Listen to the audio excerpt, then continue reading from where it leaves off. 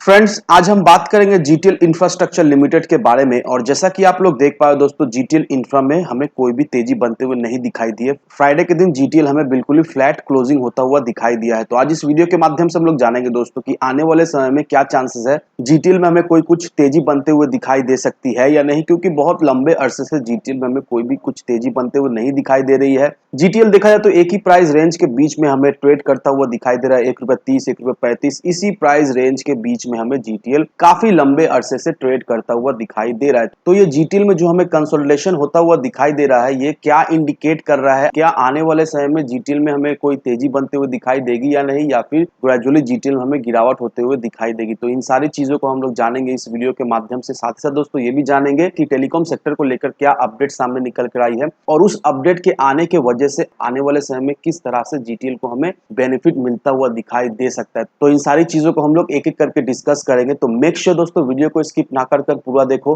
ताकि आप चीजों को सही से समझ पाओ, अपनी खुद की इन्वेस्टमेंट डिसीजन ले पाओ। लेकिन दोस्तों मेरी आपसे एक ही रिक्वेस्ट रहेगी कि चैनल को सब्सक्राइब और वीडियो को जरूर से लाइक कर देना, ताकि आपको इस तरह की अपडेट्स रेगुलर बेसिस पर मिलती रहे। तो चलिए फ्रेंड्स, वीडियो को स्टार्ट करते हैं। तो सबसे पहले अगर इसके फ्राइडे के कारोबार पर नजर डालें तो स्टॉक जो है ओपन हुआ ₹1.30 में, हाई बनाया इसने ₹1.35 का, लो बनाया इसने ₹1.30 का। आप देख पाए दोस्तों ₹1.30 में इसने क्लोजिंग दिया। प्रीवियस क्लोजिंग भी इसका ₹1.30 का हुआ करता था। दैट मीन्स थर्सडे का दिन का भी इसका क्लोजिंग ₹1.30 का ही हुआ था, और फ्राइडे का दिन भी क्लोजिंग सेम ही दिखाई दे रहा है। तो जीटीएल में हमें कोई भी कुछ खास मूवमेंट होता हुआ नहीं दिखाई दे रहा है। वहीं अगर पिछले 5 दिनों के परफॉर्मेंस को देखेंगे दोस्तों, पिछले 5 दिनों में भी जीटीएल में हमें कुछ खास मूवमेंट होता हुआ नहीं दिखाई दिया है। एक ही प्राइस रेंज के बीच में जीटीएल हमें ट्रेड करता हुआ दिखाई दिया, ₹1.25 से ₹1.30 के लेवल में। एक महीने का ये परफॉर्मेंस दिखा है तो हमें सेम ही दिखाई दे रहा है। जीटीएल देखा है तो इन्वेस्टर्स को कोई भी रिटर्न बनाकर दे नहीं पा रहा है। बहुत सारे इन्वेस्टर्स देखा जाए तो जीटीएल में अभी इन्वेस्ट करके फंसे पड़े हुए हैं, क्योंकि अगर इसके 6 महीने के ग्राफ या फिर ईयर टिल डेट का अगर ग्राफ देखेंगे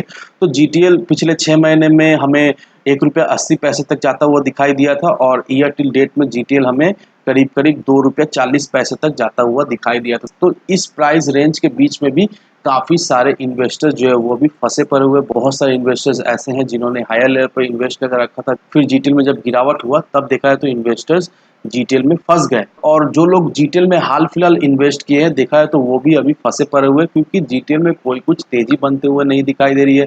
एक ही प्राइस रेंज में ट्रेड करता हुआ दिखाई दे रहा है। कोई भी कुछ खास मूवमेंट हमें बनता हुआ नहीं दिखाई दे रहा है। तो जीटीएल में भी जिन लोगों ने भी इन्वेस्ट करके रखा है तो देखा है तो वो लोग अभी पूरा परेशान हो चुके हैं जीटीएल से, क्योंकि देखो दोस्तों जीटीएल एक टेलीकॉम सेक्टर का स्टॉक है, और हम लोग सभी अच्छी तरह से जानते हैं दोस्तों कि कुछ ऐसे सेक्टर है जिसमें अभी गवर्नमेंट ज़्यादा फोकस किया हुआ है, और टेलीकॉम सेक्टर उन सेक्टर में से एक है। और जीटीएल टेलीकॉम सेक्टर का एक पेनी स्टॉक है, और बीइंग अ पेनी स्टॉक ये इन्वेस्टर्स को काफ़ी ज़्यादा अट्रैक्ट करता है। पेनी स्टॉक के पीछे इन्वेस्टर्स बहुत ज़्यादा ही अट्रैक्ट होते हैं, और इस वजह से ही बहुत सारे इन्वेस्टर जीटीएल में अच्छा खासा इन्वेस्ट करके बैठे हुए हैं, और देखा है तो उनको लॉस हो रहा है या फिर उनको कोई भी रिटर्न नहीं मिल रहा है। तो उन्हें अभी क्या करना चाहिए, उनका अगला रणनीति क्या होना चाहिए, आने वाले समय में जीटीएल में क्या तेजी बनते हुए दिखाई दे सकती है या नहीं? तो होपफुली दोस्तों इस वीडियो के माध्यम से आपको क्लियरिफिकेशन मिल जाएगा। अब मैं दोस्तों आपको कुछ आर्टिकल दिखाऊंगा, और वो आर्टिकल बहुत ही इंपॉर्टेंट रहने वाली है। तो सबसे पहले दोस्तों ये आर्टिकल देखो, यहाँ पर क्या मेंशन किया हुआ है, यहाँ पर यही मेंशन किया हुआ है दोस्तों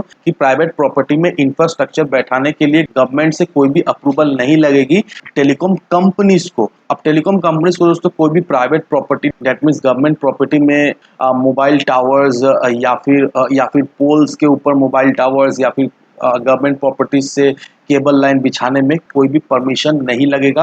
अब गवर्नमेंट ये अप्रूवल इसलिए टेलीकॉम कंपनीज को दिया है दोस्तों कि जल्द से जल्द 5G जो है वो रोल आउट हो जाए, और टेलीकॉम कंपनीज को कोई भी वैसा कुछ हर्डल्स फेस ना करने पड़े जिसके वजह से 5G को रोल आउट होने में डिलेज हो। अब यहाँ पर इस आर्टिकल को देखो, यहाँ पर हमारे टेलीकॉम मिनिस्टर अश्वनी वैष्णव, उनके तरफ से क्या अपडेट्स आई है। उनके तरफ से ये अपडेट्स आई है कि डॉट की तरफ से एक अमेंडमेंट आया है, और वो अमेंडमेंट आने की वजह से टेलीकॉम इंफ्रास्ट्रक्चर में बहुत ज़्यादा ही डेवलपमेंट हमें आता हुआ दिखाई देगा। टेलीकॉम इंफ्रास्ट्रक्चर को सेटअप करने में भी कोई कुछ खास प्रॉब्लम हमें आने वाले समय में नहीं आता हुआ दिखाई देगा, जिस वजह से 5G को लॉन्च होने में डिलेज भी नहीं आएगी, जिस वजह से 5G भी जल्द से जल्द लॉन्च हमें होता हुआ दिखाई देगा। अब यहाँ पर अश्वनी वैष्णव 4 बेसिक फाउंडेशन इंश्योर कर रहे हैं ताकि 5G जल्द से जल्द रोल आउट हो इंडिया में। उनका यह भी बयान है कि 5G को रोल आउट करने के लिए हमें काफ़ी ज़्यादा टावर्स लगने वाली है, पोल्स लगने वाली है, फाइबर ऑप्टिक्स लगने वाली है, बैंडविड्थ लगने वाली है और इस वजह से टेलीकॉम इंडस्ट्रीज को बहुत ज़्यादा टेलीकॉम इंफ्रास्ट्रक्चर लॉन्च करना होगा।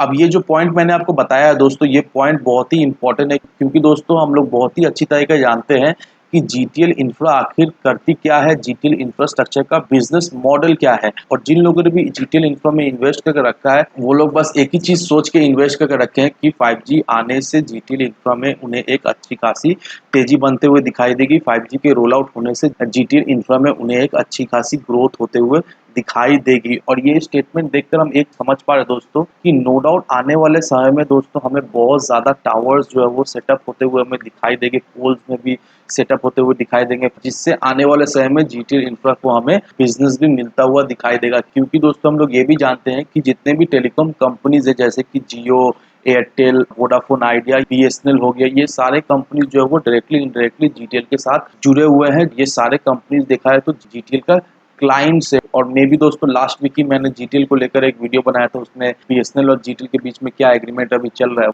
उसके रिलेटेड में भी मैं आपको बता दिया था। तो देखा है तो दोस्तों आने वाले समय में जीटीएल में हमें एक तेजी तो जरूर से बनते हुए दिखाई देगी ही देगी। अभी ये स्टॉक देखा है तो मड़ा पड़ा हुआ है, अभी ये स्टॉक देखा है तो कोई भी इसमें कुछ खास तेजी बनते हुए नहीं दिखाई दे रही। इन्वेस्टर्स को देखा है तो रुला कर रख दिया। लेकिन आपको ये भी बात ध्यान रखना है कि जीटीएल एक हाई रिस्क पेनी स्टॉक है और पेनी स्टॉक हमेशा इन्वेस्टर्स को रुलाता है कोई भी एक रिटर्न देने के पहले। और अगर आप सोच रहे हो जीटीएल इंफ्रा में इन्वेस्ट करने का दोस्तों, तो सलाह यही रहेगी कि लिमिटेड क्वांटिटी लिमिटेड अमाउंट में ही जीटीएल में इन्वेस्ट करके रखें। क्योंकि अभी फिलहाल इस मोमेंट में वैसा कुछ खास खबर नहीं आ रहा है जिस वजह से मैं आपको रेकमेंड करूं कि आप जीटीएल में अच्छा खासा इन्वेस्टमेंट करना शुरू कर दें। नहीं दोस्तों, ऐसा भी फिलहाल कुछ भी खबर नहीं आ रहा है, लेकिन इसका मतलब ये नहीं कि आने वाले समय में ऐसा कुछ खबर हमें मिलता हुआ नहीं दिखाई देगा। होपफुली दोस्तों इस साल के अंत तक कुछ हमें एक अच्छी खासी खबर मिलते हुए दिखाई देगी, क्योंकि लास्ट जीटीएल के वीडियो के माध्यम से मैंने आपको अपडेट कर दिया था कि होपफुली इस 4 महीने के बीच में हमें कुछ एक अच्छी खबर मिलते हुए दिखाई देगी, जिस वजह से जीटीएल में एक तेजी बनते हुए